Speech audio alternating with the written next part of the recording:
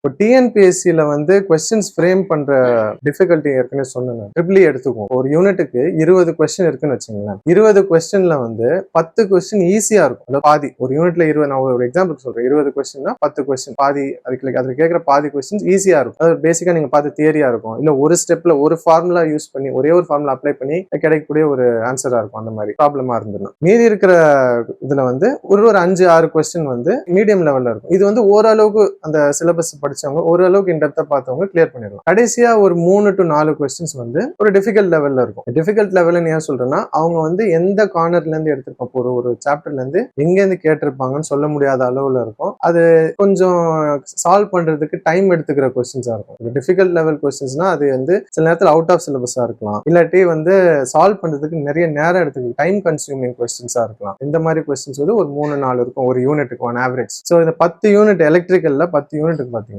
ஒரு 30 கொஸ்டின் டிஃபிகல்ட்டா இருக்கலாம். நீங்க வந்து எக்ஸாம் அட்டன் பண்றீங்க, 3 மணி நேரம் எக்ஸாம், தாராளமா அந்த 3 மணி நேரம் சஃபிஷியன்டா இருக்கும் இந்த எக்ஸாம், இந்த 200 கொஸ்டின் அட்டன் பண்றதுக்கு. இந்த 30 கொஸ்டின் சொன்னேன் இல்லையா, அந்த 30 டிஃபிகல்ட் கொஸ்டின்ஸ் வந்து நீங்க வந்து பாக்குறீங்க, அட்டன் பண்ண முடியல, ஐ மீன் ஆன்சர் தெரியலன்னா அப்புறம் அட்டன் பண்ணிக்கலாம், கடைசியா விட்டுருங்க. இப்போ வந்து எலக்ட்ரிக்கல் பேப்பர் வந்து CBT, computer based test, general knowledge வந்து ஓஎம்ஆர், ரெண்டுமே வேற வேற எக்ஸாம்ஸ். 10ஆம் தேதி வைக்கிற எலக்ட்ரிக்கல் பேப்பர் வந்து சிபிடி. அப்போ வந்து ஒரு தடவை நீங்க ஆப்ஷன் மார்க் பண்ணிட்டீங்கன்னா கூட ஆன்சரை நீங்க எடிட் பண்ணலாம் சிபிடில.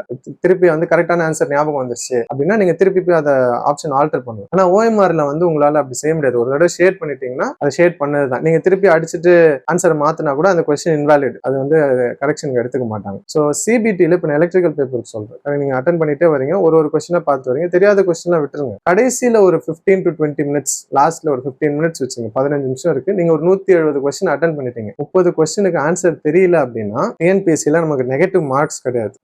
ஐஏஎஸ் எக்ஸாம்லயோ கேட்லயோ இல்ல சென்ட்ரல் கவர்மெண்ட் நடத்துற எல்லா எக்ஸாம்லயும் எஸ்எஸ்சி ஜேஇ ஆர்ஆர்பி ஜே இது எல்லாத்துலயும் நெகட்டிவ் மார்க்ஸ் உண்டு. தெரியாத கொஸ்டினுக்கு தப்பா ஆன்சர் பண்ணா உங்களுக்கு மைனஸ் ஆகும். டிஎன்பிஎஸ்சில அப்படி ஒரு ஃபீச்சர் கிடையாது. நெகட்டிவ் மார்க் இல்லாதப்ப நீங்க என்ன பண்ணலாம், லாஸ்ட் 10 to 15 மினிட்ஸ்ல வந்து தெரியாத கொஸ்டினுக்குலாம் ரேண்டமா ஏபிசிடி போடாதீங்க. இது வந்து ஒரு ஸ்ட்ராட்டஜி. ஏபிசிடி ரேண்டமா போடாதீங்க. இப்போ பொதுவா நடக்கிற காம்படிட்டிவ் எக்ஸாம்ஸ்ல option A and option D அதுக்கு இருக்கிற கரெக்டான கொஸ்டின்ஸ் ரொம்ப கம்மியா இருக்கும். ஒரு 200 கொஸ்டின் இருக்குன்னு வச்சுங்களேன், ஐடியலா இருக்கணும்னா 50-50, ஒரு ஆப்ஷனுக்கும் 50-50 ஆன்சர் கரெக்டா இருக்கணும். ஏக்கு 50 கொஸ்டின் இருக்கணும், பிக்கு இருக்கணும் 50, சிக்கு 50, டிக்கு 50 இருக்கணும். பட் அப்படி இருக்காது question paper. Option B and option C தான் அதிகமான கரெக்ட் ஆன்சர்ஸா இருக்கும். இது வந்து நான் லாஸ்ட் 3 எக்ஸாம்ஸ்ல அப்சர்வ் பண்ண என்னுடைய பர்சனல் எக்ஸ்பீரியன்ஸ். இது வந்து எனக்கு ஹெல்ப்ஃபுல்லா இருந்தது. நான் இதை வந்து அப்ளை பண்ணி நான் கிளியர் பண்ணேன். இது மட்டும் இல்ல, இது கடைசியில ஒரு 10 மார்க் உங்களுக்கு எக்ஸ்ட்ரா கிடைக்கிறதுக்கு பூஸ்ட் பண்ணும். இப்போ 10 மார்க் எக்ஸ்ட்ரா பூஸ்ட் பண்றதுக்கு இந்த மெத்தட் ஹெல்ப்ஃபுல்லா இருக்கும். ஸோ கடைசியில இந்த 30 கொஸ்டின் சொன்னேன் இல்லையா, லாஸ்ட் 15 மினிட்ஸ்ல என்ன பண்ணுங்க, ஒன்னு 30-20 அவங்களுடைய கரெக்டா அட்டன் பண்ணதை பொறுத்து, லாஸ்ட்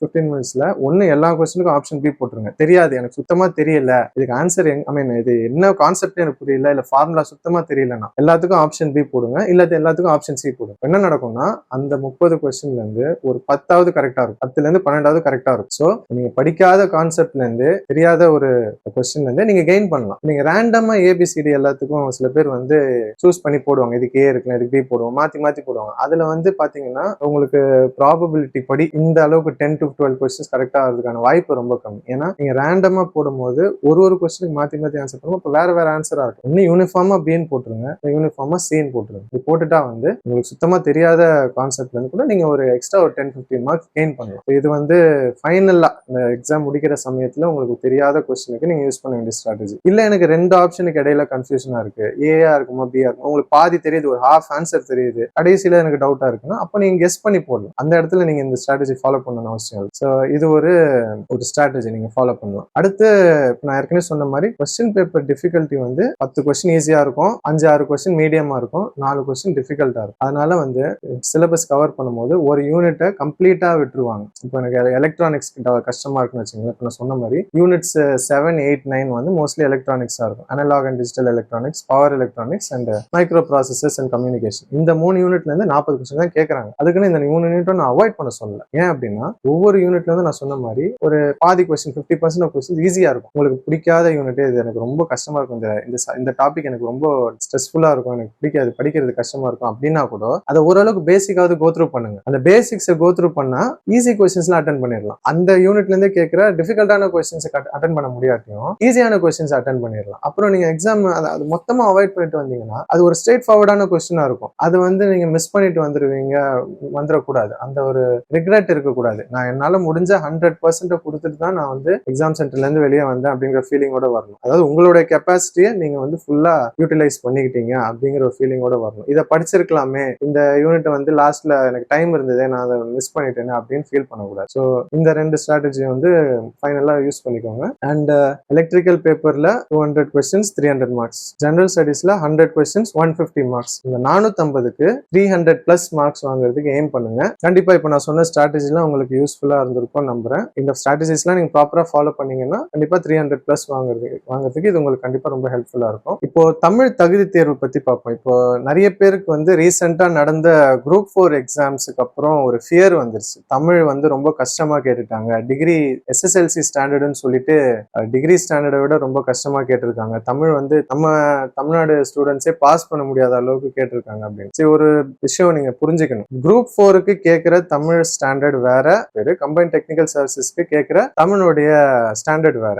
அவங்களுக்கு வந்து குரூப் 4க்கு வந்து அது வந்து scoring and eligibility, scoring come eligibility test. அவங்க வந்து அந்த கொஸ்டின் அட்டன் பண்ணா, அதாவது மார்க்கும் அவங்களுக்கு இன்க்ளூட் ஆகும், ஃபைனல் மார்க்ஸும் இன்க்ளூட் ஆகும், அந்த அதுவும் பாஸும் ஆயிருக்கணும். அவங்க 100க்கு 40 கொஸ்டின் கரெக்டா இருந்திருக்கும். நமக்கு வந்து இன்ஜினியரிங் கேண்டிடேட்ஸ்க்கு கேட்கிற தமிழ் வந்து வெறும் எலிஜிபிலிட்டி டெஸ்ட் தான், தமிழ் தகுதி தேர்வுன்னு சொல்றோம். இது ஸ்கோரிங் டெஸ்ட் கிடையாது. அது ஒரு பாயிண்ட். நீங்க வந்து 100க்கு 40 கொஸ்டின் கரெக்டா அட்டன் பண்ணாலும் 100க்கு 100 கரெக்டா அட்டன் பண்ணாலும் அது டிஃபரன்ஸ் கிடையாது. நீங்க பாஸ் ஆனா உங்களுக்கு கோர் பேப்பர், அதாவது எலக்ட்ரிக்கல் பேப்பரையும் ஜெனரல் நாலேஜ் பேப்பரையும் எவாலுவேட் பண்ணுவாங்க. இல்ல தமிழ்ல மார்க் கம்மி ஆயிட்டா பேப்பர் கரெக்ஷன் பண்ண மாட்டாங்க. இவ்வளவுதான். இன்னொரு விஷயம் என்னன்னா, அவங்களுக்கு கேட்கிற டிஃபிகல்ட்டி வேற, உங்களுக்கு கேட்கிற டிஃபிகல்ட்டி வேற. நான் ரொம்ப சிம்பிளா சொல்றேன். தமிழ் எனக்கு நல்லா எழுத படிக்க தெரியும், நான் படிப்பேன், தமிழ் நல்லா படிப்பேன், எழுதுவேன். 10th 12th வரைக்கும், 10th வரைக்கும் கூட, அட்லீஸ்ட் 10th வரைக்கும் நான் தமிழ் படிச்சேன், 12th வரைக்கும் தமிழ் படிச்சேன், எனக்கு பேசிக்கான தமிழ் தெரியும் அப்படின்னா நீங்க கண்டிப்பா பாஸ் ஆயிடுவீங்க. இந்த தமிழ் தகுதி தேர்வுக்காக ஸ்பெஷலா டைம் வந்து இன்வெஸ்ட் பண்ணாதீங்க. தமிழ் பாஸ் ஆகணும், தமிழ் பழைய பேப்பர்ஸ் எல்லாம் கலெக்ட் பண்ணணும். இது வந்து நீங்க லாஸ்ட் 1 வீக்ல இந்த ட்ரிபிள் பேப்பர் அட்டன் பண்ணிட்டதுக்கு அப்புறம் அந்த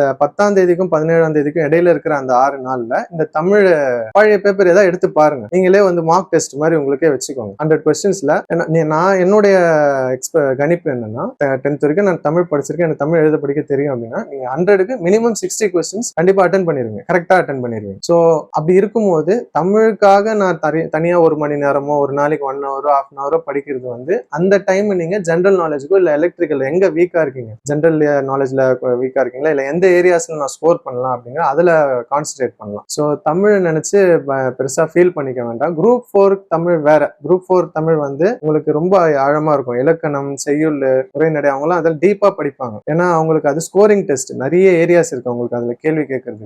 ரீசெண்டா நடந்த குரூப் 4 வந்து அந்த ஏற்கனவே கேட்ட குரூப் 4 விட கொஞ்சம் டிஃபிகல்ட்டி அதிகமா இருந்ததுதான். பட் உங்களுக்கு அப்படி இருக்க வாய்ப்பே கிடையாது. அப்படி கேட்டா உங்களுக்கு ஒரு உதாரணத்துக்கு சொல்றேன். தமிழ் நமக்கு இன்ஜினியரிங் ஸ்டூடெண்ட்ஸுக்கு தமிழ் எப்படி கேட்பாங்கன்னா, பொருள் கூறுக, எதிர் சொல்லு, சேர்த்து எழுது, பிரித்து எழுது, அகரவரிசையில் எழுது, தமிழ் ஆல்பபெட்டிக்கல் ஆர்டர் ஒரு 4 எழுத்து கொடுத்துருவாங்க. 4 இது வந்து ஆல்பபெட்டிக்கல் ஆர்டர்ல அரேஞ்ச் பண்ண சொல்லுவாங்க. டிரான்ஸ்லேஷன், பேசிக்கான வேர்ட்ஸ் டிரான்ஸ்லேஷன் கேட்பாங்க. பேராகிராஃப் கொடுத்துருவாங்க, 4 லைன் 5 லைன் கொடுத்து அதுல இருந்து ஒரு 5 கொஸ்டின் கேட்பாங்க. இதை பார்த்து அட்டன் பண்ணுங்க. ஐ மீன் பாசேஜ் படிச்சு கீழே இருக்கிற 5 கொஸ்டினுக்கு ஆன்சர் சொல்லுங்கன்ற மாதிரி. இது ரொம்ப ஈஸியான கொஸ்டின்ஸா இருக்கும். இதுலயே கஷ்டமான கொஸ்டின் இருக்குன்னா அந்த 100க்கு ஒரு 20 கொஸ்டின் கஷ்டமா இருக்கும். அது வந்து நமக்கு அவசியம் இல்லை. ஏன்னா சிலபஸ்ல என்ன சொல்லியிருக்காங்க, 100க்கு 40 கொஸ்டின்ஸ் கரெக்டா எழுதணும். 40%, 100 கேள்விக்கு 40 கேள்வி கரெக்டா எழுதுனா நீங்க தகுதி பெற்றுருவீங்க. அவ்வளவுதான். சோ இதுக்காக பெருசா வரி பண்ணிக்க வேண்டாம். தமிழுக்கு தனியா நீங்க டைம் இன்வெஸ்ட் பண்ண வேண்டாம். அதான் நான் சொல்ல வரேன். இந்த வீடியோல இருக்கிற நான் சொல்லியிருக்கிற இந்த ஐடியா ஸ்ட்ராட்டஜிஸ் எல்லாம் நீங்க நல்லா கவனிச்சிருப்பீங்கன்னு நான் நம்புறேன். இதை நீங்க ப்ராப்பரா ஃபாலோ பண்ணீங்கன்னா நான் சொன்ன எந்த பாயிண்ட் ஆஃப் வியூல இருந்து நான் சொன்னேன் அப்படின்னா, இருக்கிற லிமிடெட் டைம் பீரியட் 20 days 25 daysல நம்ம எப்படி எஃபெக்டிவா இந்த சிலபஸை கவர் பண்ண முடியும், அதுக்காக தான் சொன்னேன். உங்களுடைய பர்சனல் ப்ரிப்பரேஷன் மெத்தட் ஒவ்வொருத்தருக்கு வேறுபடலாம். அது உங்களுக்கு ஹெல்ப்ஃபுல்லா இருக்கா இல்லையாங்கிறத நீங்க தான் பர்சனலா அசஸ் பண்ணிக்கணும். ஒருத்தர் வந்து ஒரு விதமா படிப்பாங்க. நான் எப்படி வந்து இந்த எக்ஸாம் வந்து கிளியர் பண்ணுங்கிற என்னுடைய பர்சனலான எக்ஸ்பீரியன்ஸ் எல்லாம் உங்ககிட்ட ஷேர் பண்ணிக்கிட்டேன். இது உங்களுக்கு யூஸ்ஃபுல்லா இருக்குங்கிறத நான் நம்புறேன். தேங்க்யூ ஃபார் லிஸ்னிங் அண்ட் எக்ஸாமுக்கு எல்லாருக்கும் ஆல் த வெரி பெஸ்ட். நல்லா பண்ணுங்க.